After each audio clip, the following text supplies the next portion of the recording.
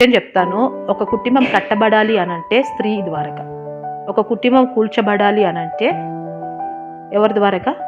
పురుషుని ద్వారాగా కాదు. అది ఒక మంచి టాలెంట్ మనకిచ్చారు. ఏది?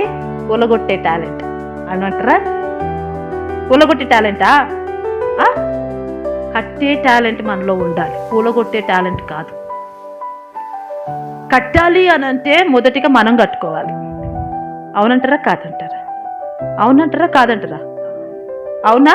హల్లెలూయా, హల్లెలూయా, హల్లెలూయా.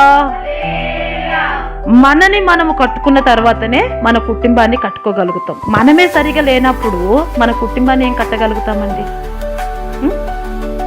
ఒకవేళ అమ్మా నువ్వు సరిగా కూర్చో అన్నాను అనుకోండి, అమ్మ ఇప్పుడు నేను ఇలా వేసుకున్నాను, అమ్మ ఓనేసుకో అన్నాను అనుకోండి, అక్క నువ్వేసుకో ఫస్ట్ అంటారా అనరా?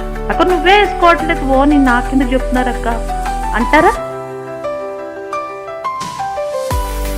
ఇంటికి వెళ్ళిన తర్వాత ఇక్కడ భక్తిగా చాలా బాగా మోకరించి ఓని వేసుకొని ప్రార్థన చేస్తూ ఉన్నారు, మంచిది. ఇంటికి వెళ్ళిన తర్వాత ఈ భక్తి, ఈ ప్రార్థన జీవితం ఉంటుందండి? ఇంటికి వెళ్ళిన తర్వాత ఉంటుందా? ఇక్కడే బాగా హల్లెలూయా అంటే హల్లెలూయా అంటారు, ఆమెన్ అంటే ఆమెన్ అంటారు, చప్పట్లు కొట్టంటే చప్పట్లు కొడతారు, పాటలు పాడంటే పాటలు పాడతారు. కానీ ఇంటి దగ్గర ఉంటుందా? అది ఉంటుందా? ఎందుకు ఉండదు? ఉండాలి కదా నాన్న.